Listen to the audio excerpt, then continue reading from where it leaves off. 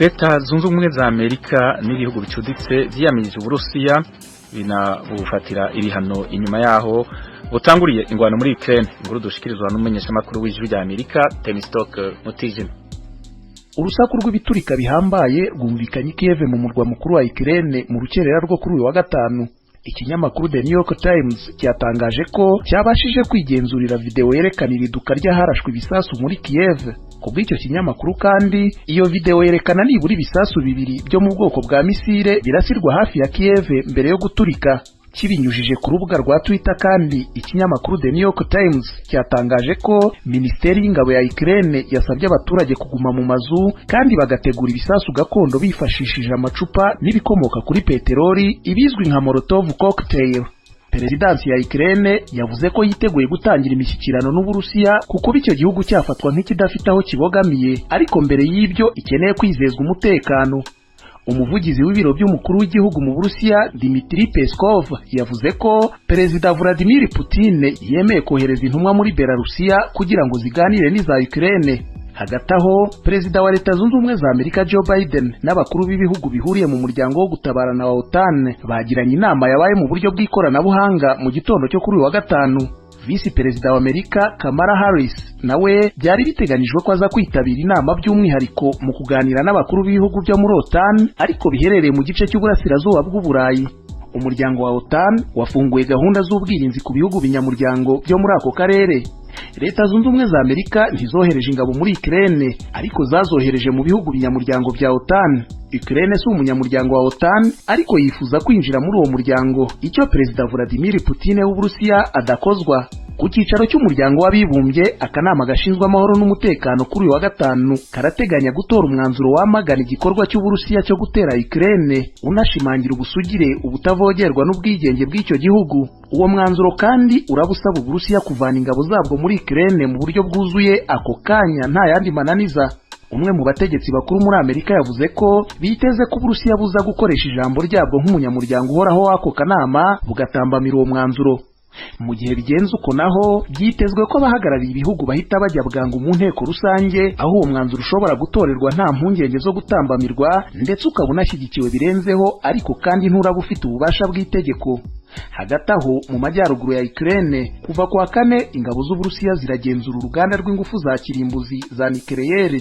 Ku bwa Perezida Zelensky wa Ukraine ibyo birasa nko gutangaza intambara ku Burayi bwose. Uruganda Chernobyl ni ahantu habarirwa mu hateza akaga cyane kurusha ahandi mu isi mu gihe uru ruganda rwaba ruturitse. Chernobyl n'ahahakikije hose ntihongeye guturwa kuva ku isanganya ryo mu 1986. Imyigaragambyo y'abadashyigikiye intambara nayo yagaragaye hirya no hino mu Burusiya, harimo no mu murwa mukuru Moscow no mu mujyi wa St Petersburg kuri uyu wa kane. Abategetsi batangaza ko abagera ku 1,700 batawe muri yombi.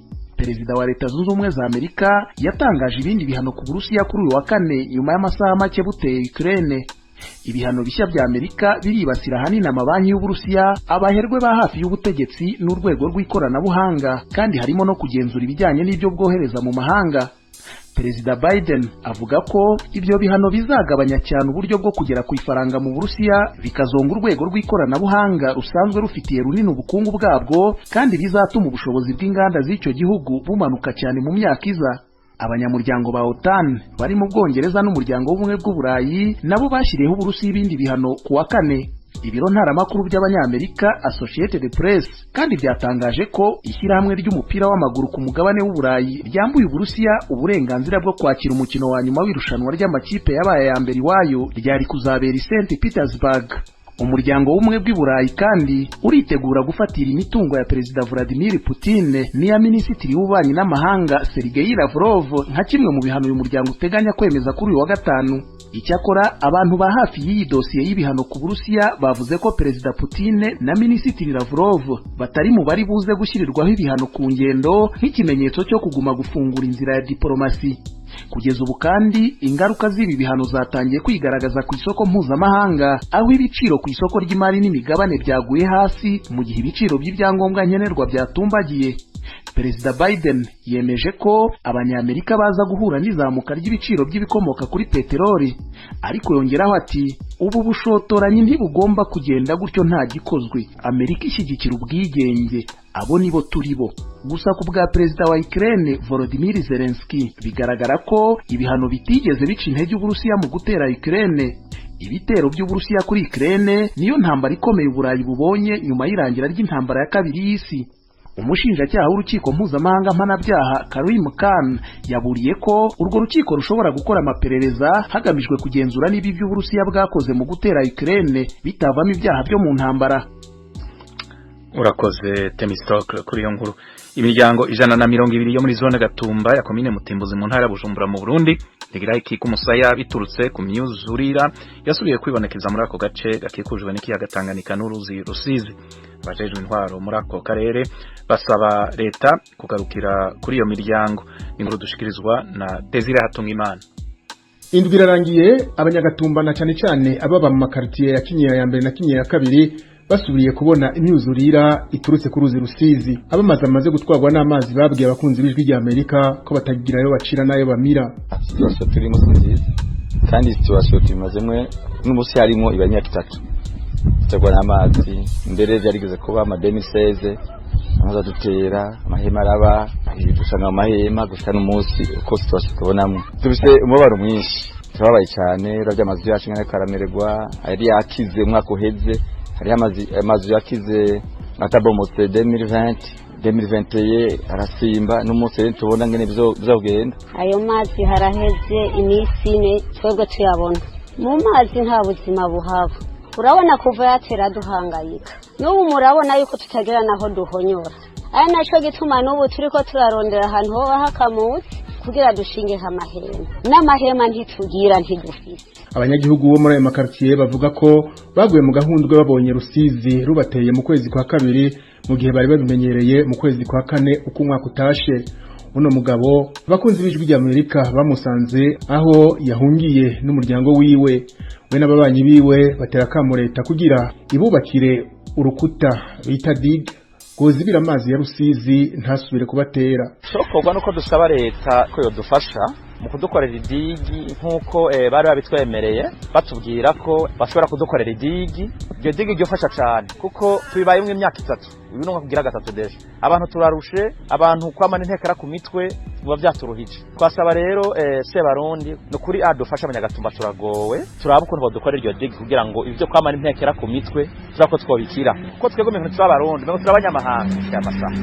Abajejwe intwaro muri ako karere kasubiriye gutegwa n'imyuzurire nabo nyene bavuga ko barengewe. Manirakiza Gedeon arongoye quartier Kinyinya ya kabiri. Abakunzi b'ijwi rya Amerika bamusanze kwibarabara rya Bujumbura Uvira yaje umarariwe cyo kimwe n'abarongoye. Nawe nyene abona ko umuti w'iyo myuzurire ari uko bakugurukuta bwotuma Rusizi rutisesa mu mihana y'abarongoye. Abanyagihugu bagowe bakiriko kuko hari abatari bwatahuke bakiri mu buhungiro kuva mwaka uheze wa 2021. Abo baharugwa mu miryango 1578 bakaba baba mu ikambi yo muri zone Maramvya izwi ku izina rya Sobel.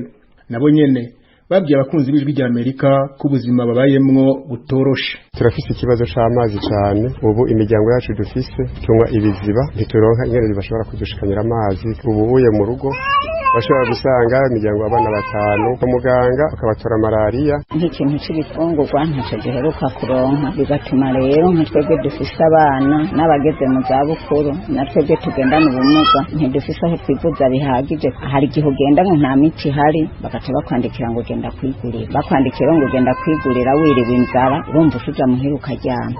Kuva mu mwaka uheze abo banyagihugu bari bemerewe kubakirwa amazu meza muri zone ya Maramvya kugira ntibasubire mu Gatumba hama hatewe n'imyuzurire uko imvura itasuye. Ariko gushika ubu imiryango 90 yonyene niyo imaze kuronswa uburaro ahitwa Buhomba muri zone ya Maramvya nyene. Buramatari w'intara ya Bujumbura Desire Sengiyumva yabwiye abakunzi b'ijwi rya Amerika ku bushikiranganje bujejwe gufatana mu nda buriko baradodora kubagira neza kugira bafashe abanyagihugu bari mu ngorane. Kubera tubona neza ko bariko bateba aho hantu, abasanzwe bafasha muri ico gikorwa bariko bagerageza kubafasha guhindura amahema asanzwe ashaje, bahereye muri site iri mu Kinyinya, bisigura ko na site bita Sobere vuba cyane bahashika. Ivyo navyo bikaba bijana n'ubwo buzu bw'ubwiherero kuko nabwo buhera vuba kuko buba bukozwe mu mahema. Akarere bashizwemwo amazi nivyo make, ariko kandi hari amashirahamwe adufasha akunda kuzana amazi mu masterne akayabahereza, ariko kandi impande y'ivyo hariho projet iriko irarenforce amazi aho hantu, twiteze ko vuba cyane amazi azoba akwiye. Nayo kubijanye n'inyuzurira iguma itera abanyagihugu bo muri zone Gatumba, buramatari w'intara ya Bujumbura avuga ko hariko hararonderwa ibibanza bo kwimurirwamwo mu makomine ya Kabezi na Mubimbi mu ntara ya Bujumbura nyene.